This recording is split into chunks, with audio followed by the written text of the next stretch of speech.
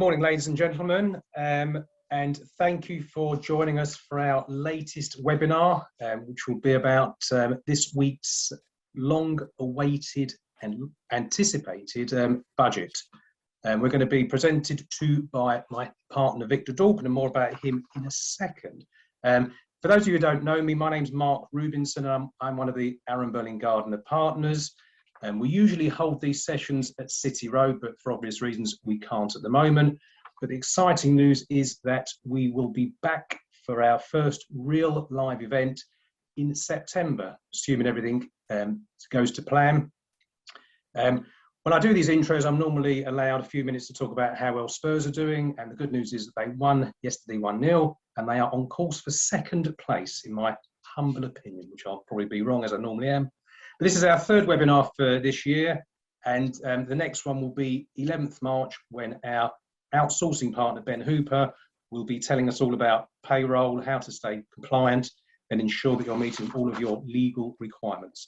Today, though, we're looking at this week's budget and how it's impacted on individuals, companies, self-employed, and everyone else. Victor's going to spend about 40 minutes talking about the budget, and then he will field some questions which we want you to send through on the chat. What we'll do is I'll read them to Victor at the very end. We'll get through a few of them, but those that we haven't got time to go through, we will respond afterwards. Victor, I'm sure you all know, is ABG's tax partner. He's a well-known publisher, sits on various tax committees and subcommittees, and is in the Spears 500 as one of the UK's most highly recommended tax advisors. I think he's presenting from a Blockbusters store, either that or the prison library, one or the other. It's a very strange place, Victor, where you're presenting from. You've been sent a PDF copy of the budget report. If you can't find it for whatever reason, you'll find it on the ABG website. So before that's me, over to you, Victor.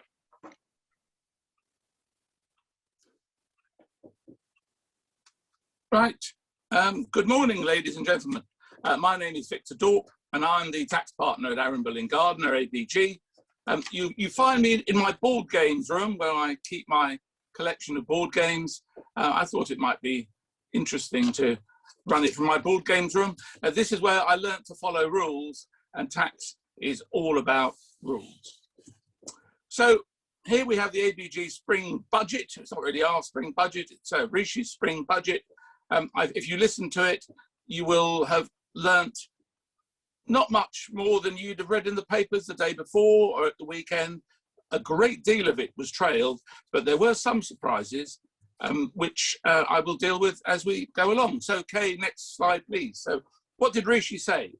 He said, there is light at the end of the tunnel with a roadmap for reopening.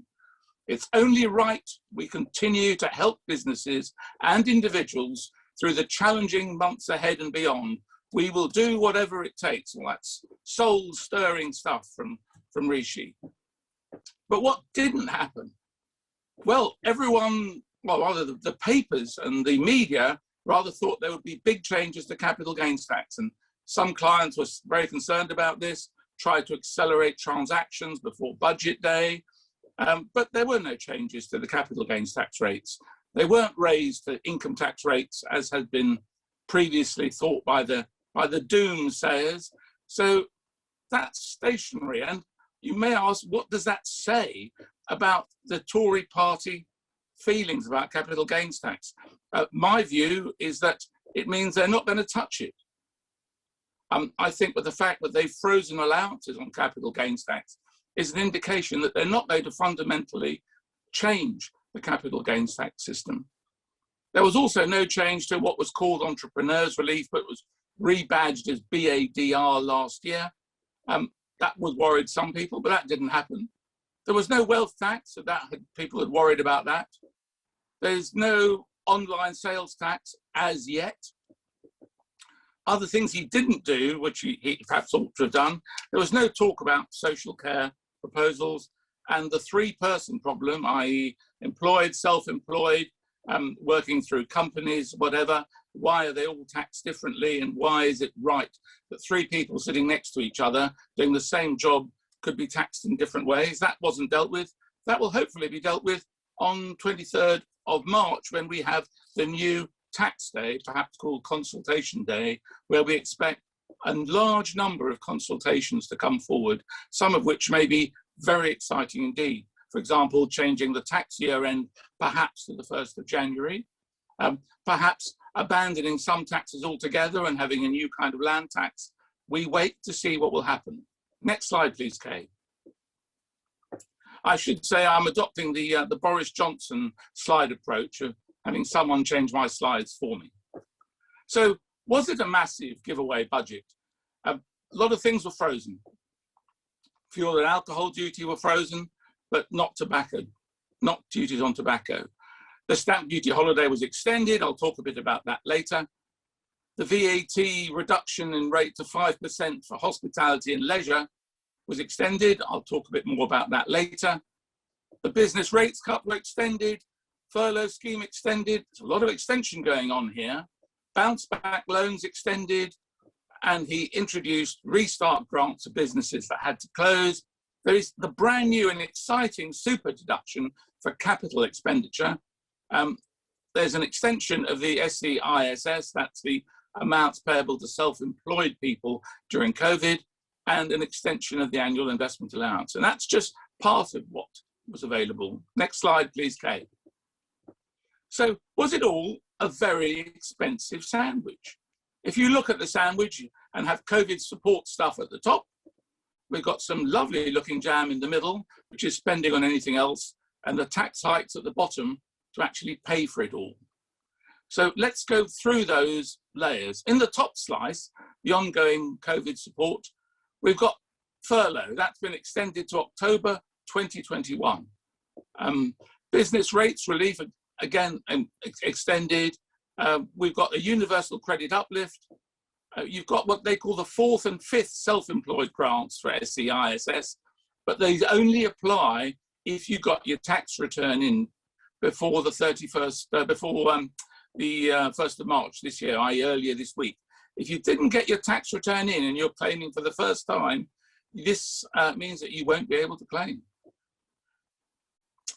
What about restart grants? Well, that's going to happen, but for the smaller businesses, that closed. Next slide, please, Kay. So what about the jam in the middle? What is left to give away? Well, he was stuck with the triple lot, which is the Conservative Party manifesto promise not to raise income tax or national insurance or VAT. So what's he done? There is the super deduction. He's introduced a new super deduction, stamp duty holiday, and the carryback of trading losses. Let's talk about those individually. Next slide, please, Kay. What else has he done? You've got the increase in that national minimum wage, national living wage, and you've got the new visa scheme for highly skilled workers. You want to attract lots of highly skilled workers. There's a number of schemes available to help the economy get going again. They are not particularly tax related, but they're all there. Next slide, please, Kay. Right, let's talk about the super deduction. This is a brand new relief. It says if you spend money on plant and machinery, what they call qualifying expenditure, then instead of deducting 100% relief, you can deduct 130% relief. This is similar to what happens for research and development, where there's a similar kind of uplift. So the principle isn't new, but it's new to extend it to capital allowances. If you haven't got qualifying expenditure, but you've got integral features, which is a kind of capital allowance, you're entitled to a new 50% allowance. Working, if you can take advantage of these, you can cut taxes by up to 25p in every pound that companies can invest. And it's important I use the word companies because it's only companies that can claim the super deduction. The self-employed can't and partnerships can't. Next slide, please, Kay. Here's what Rishi had to say about the super deduction. This is Rishi's slide. Gosh, it's a bit bright, isn't it? Quite good. Right, jam in the middle. What about the trading losses? That's another new thing. Normally, if you've got a loss, you can carry it back for 1 year and recover the tax you paid last year if you paid tax last year and had profits. That period of carrying back your loss is now extended for up to 3 years. And that applies to income tax and corporation tax.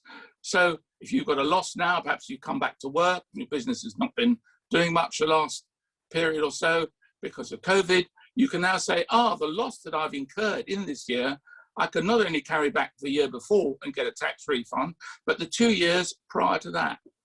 Next slide, please, Kate. Now, how's it going to raise the money to pay for these things? Well, he didn't want to actually increase taxes overtly, so it's a bit of a stealth tax rise. And what he's done is basically using what is called fiscal drag, i.e. keeping allowances and reliefs the same and letting income creep above that, so people end up paying more tax without actually increasing rates. So next slide, please, Kate. Corporation tax, this is a huge increase. This has gone up from 19% for all companies up to 25%. It doesn't start till 2023, and there'll be a small business rate for 19% for businesses with profits of less than 50K. And then there's taper relief, and if you're earning more than £250,000 of profits in a company, you will pay the full rate of 25% in 2023. We used to have this system up until 2015, the two rates of corporation tax, what they call the small companies rate, really small profits rate, and a large companies rate. And this came in long time ago. It is said that the last time corporation tax rates went up was 1973, apparently blamed on Dennis Healy, but I think it was Anthony Barber, for those of us that have memories that long, when he brought in the imputation system, and also he brought in, advanced corporation tax to as part of a new system in 1973. But it's been blamed on Dennis Healy by everyone, so who knows the real answer. 1.4 businesses will be unaffected, and only 10% will pay the 25% rate. So this is trying to say to businesses, don't worry, if you're a small business with profits of less than 50,000, you simply will not be affected by this change, which in any event doesn't come in till 2023. Next slide, please, Kay. Okay, income tax thresholds aren't being frozen this year, they're being frozen next year, but they will remain frozen until 2026. That's both the income tax threshold, about the personal allowance, and the 40% rate, where that starts, that's all being frozen. So people will be dragged into the 40% rate because these rates will be frozen. That's the fiscal drag element of it. Next slide, please, Kane. There's more fiscal drag in that VAT registration thresholds will remain at 85,000, which means that people might creep into that simply because the rate has been frozen, where normally it's been going up year after year after year. There's also a limit on pension limits. The inheritance tax threshold, that hasn't changed, but then that hasn't changed since 2010 or 11, a very long time. More and more people are being dragged into inheritance tax because the starting threshold of 325,000 just hasn't changed. Capital gains tax allowance, that's been frozen and won't go up. So again, your gains might creep into that. Next slide, and here it is. There's an extension of the furlough scheme, extended to September, and no change in terms until July. But after July, businesses will be asked to contribute. 10% in July, 20% in August and September. Next slide, please, Kay. The VAT rate for leisure and hospitality, that's extended to 2021, and then 12.5% on VAT for leisure and hospitality, right up until the end of March 22, when the VAT rate will go up to the normal 20% rate. Next slide, please. The stamp duty holiday, what they did, you'll recall, was they said that purchases up to £500,000 would have a nil rate of stamp duty. Well, that's been extended to the end of June 2021, and this is completions. You must complete before the end of June to qualify for this. The nil rate on purchases up to 250,000 will then apply to the end of September, and only after that will we go back to the original limit of 125,000. So depending when you complete on purchases between now and October could mean a very significant difference in the amount of stamp duty you're going to pay, because stamp duty works in bands. You pay tax on the first band, and then the second band, and then the third band. Here's the nil band. As that shrinks, then your stamp duty goes up. You've got an extension budget. That's really what this is. Nearly everything that happened was an extension of what we had before. There are new grants for self-employed, SEISS as they call it, the fourth and fifth grants. And as I said, they apply to self-employed people, even newly self-employed people, provided they file their tax return by the 1st of March, i.e. earlier this week. If you didn't do that, and you're a first-time self-employed person, you will not be eligible for these grants. Next slide, please. Business holiday rates. Well, that 100% relief extends to the end of June only. After that, there's another kind of tapering, and 2/3 relief up to a value of 2 million only for the next 9 months. So if you've got a huge business rates issue, this is not going to be able to help you very much after the end of June. But if you've got relatively small business rates of under 2 million value, you can get the taper relief of 2/3 of the business rates holiday.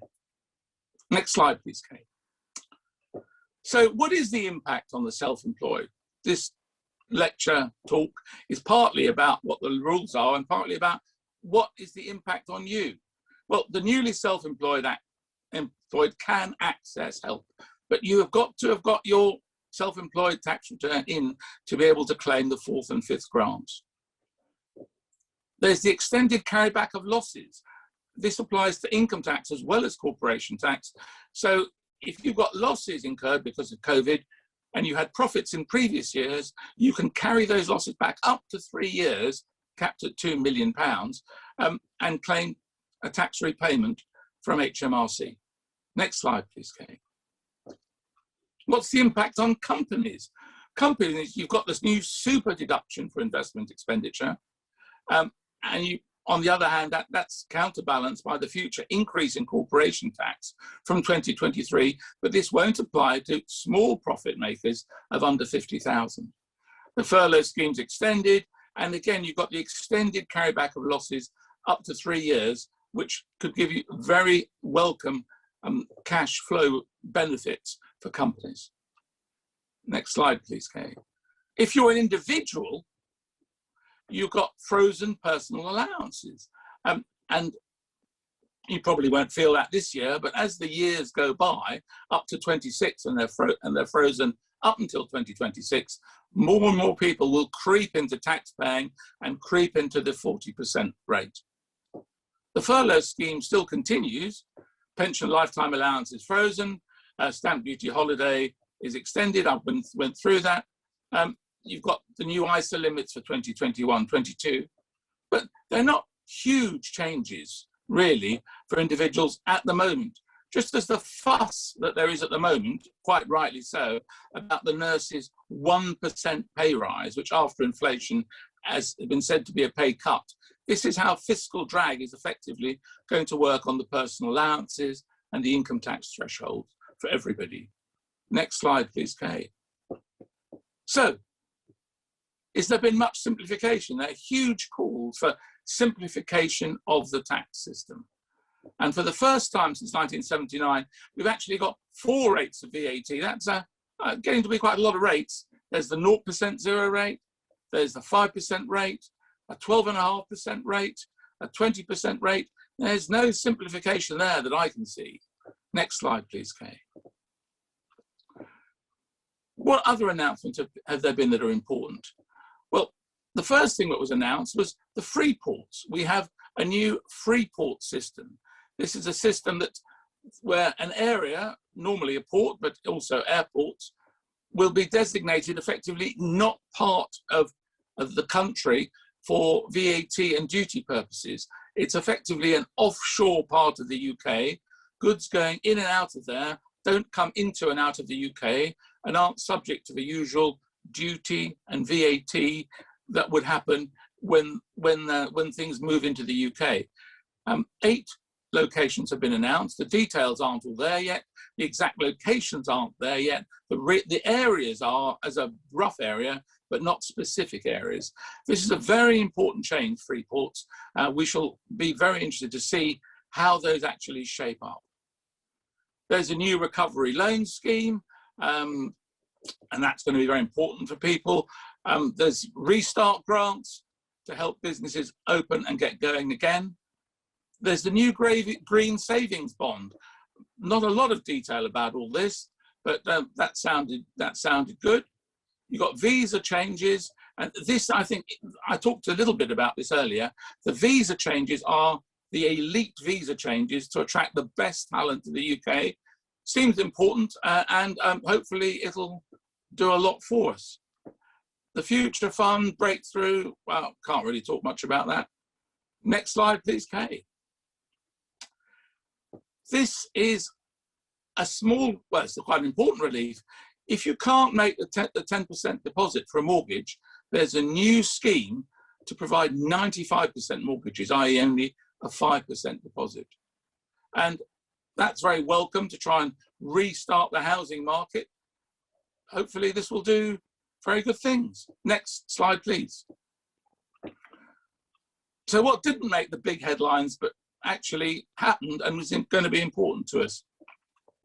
HMRC are going to spend £100 million on recruiting people to investigate furlough fraud, tax evasion and tax fraud generally. They've, a lot of money has been raised over the last 6 or 7 years through this kind of inquiry. And I personally suspect that whilst furlough fraud will be something that will be good, I find it hard to believe that there's a lot more money to be found from tax evasion and tax fraud generally. But they're going for it, and I think we are turning ever more into a country where your tax return will be picked on by somebody and generally gone through with jackboots, because that's the audit type system that we are moving to in the UK. Instead of a few questions about your tax return, it'll be take your tax return apart. We are moving far more to an audit type system, and here's a lot of money to try and make that happen even more quickly. There's some good money to kickstart and support sports, art and culture, including, of course, the 2030 World Cup bid, and that's very welcome. And there's a £500 million TV and film restart scheme, which, again, is important but didn't seem to make the headlines. Next slide, please, Kay. That's probably about it, really. I've gone through that in only 25 minutes, so there's plenty of time for questions. If you'd like to ask questions, we're here. Just please ask them.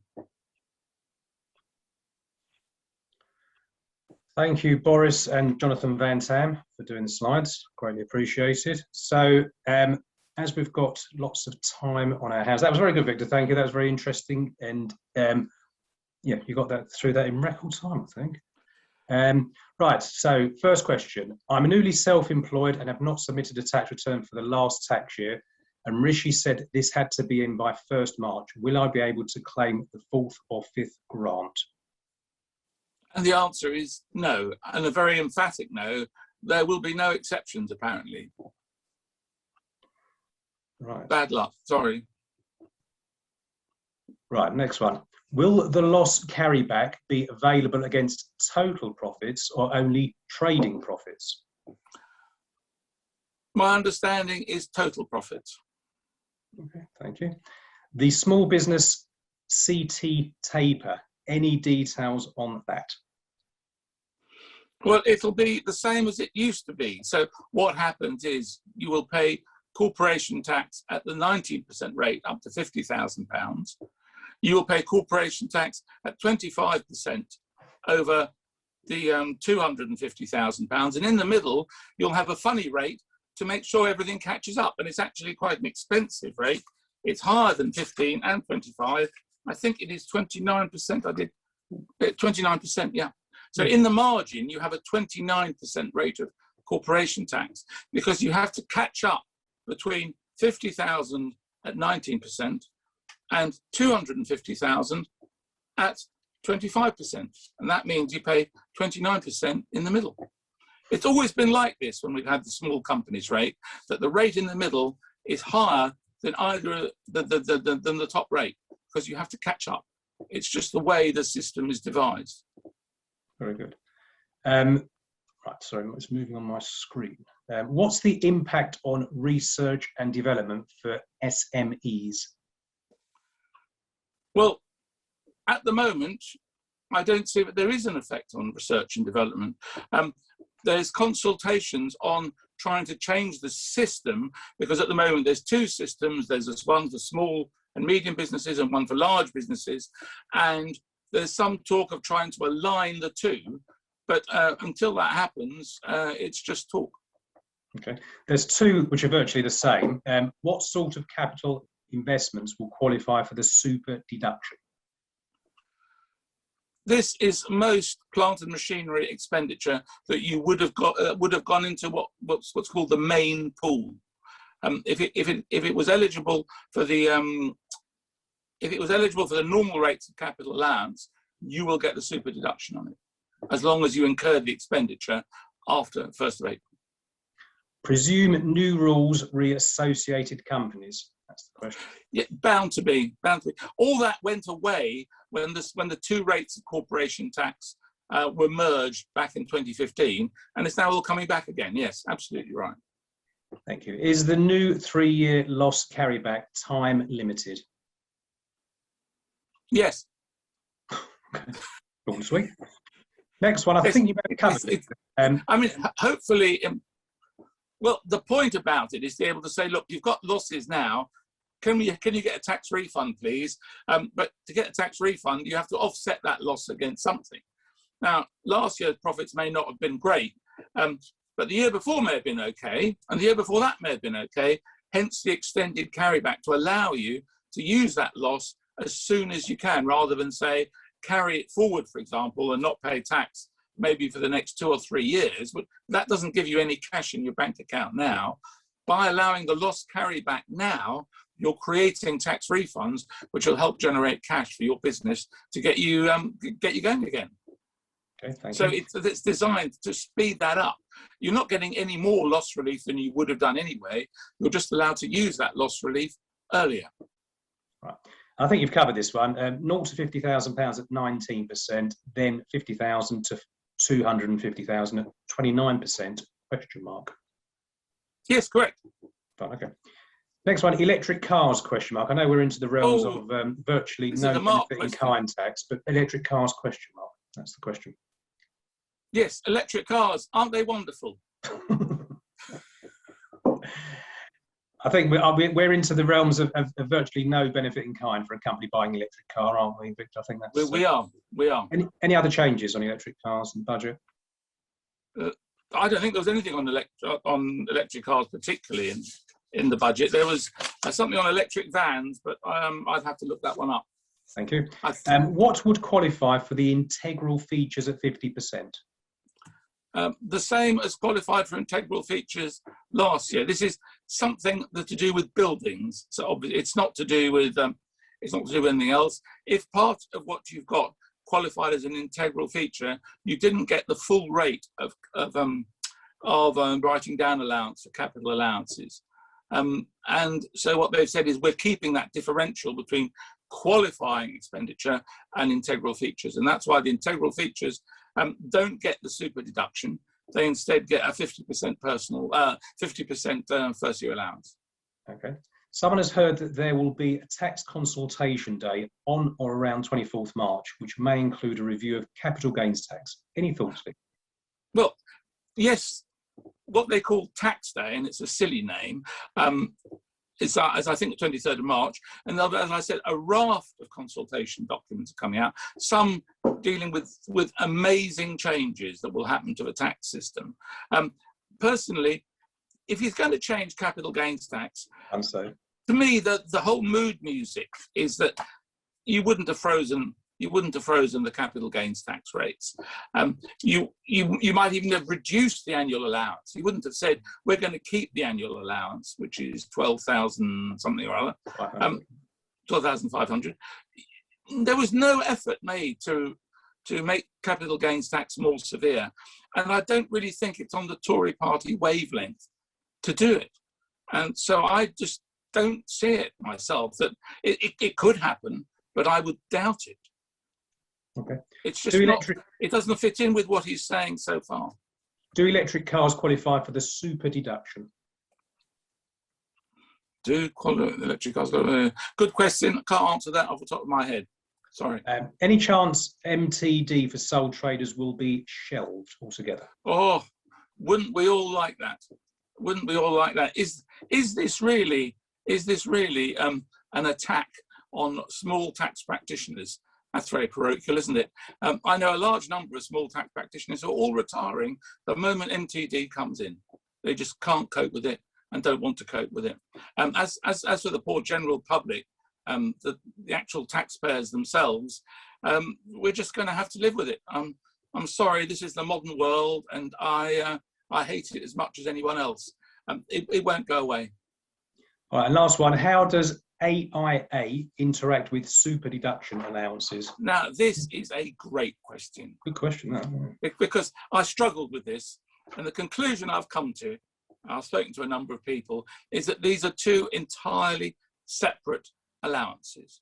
So if you want to claim your super allowance on a bit of qualifying expenditure, and you've got to be a company, remember, because individuals and partnerships can't get the super allowance, then that leaves the whole of your annual investment allowance, the AIA, available to you for other things that perhaps didn't qualify.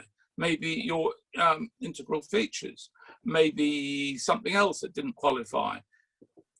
And if, of course, you're not a company, you're a self-employed person or partnership, whatever, the AIA is still there and can cover virtually anything you want. And it's a large amount, the AIA limit. It's not nothing.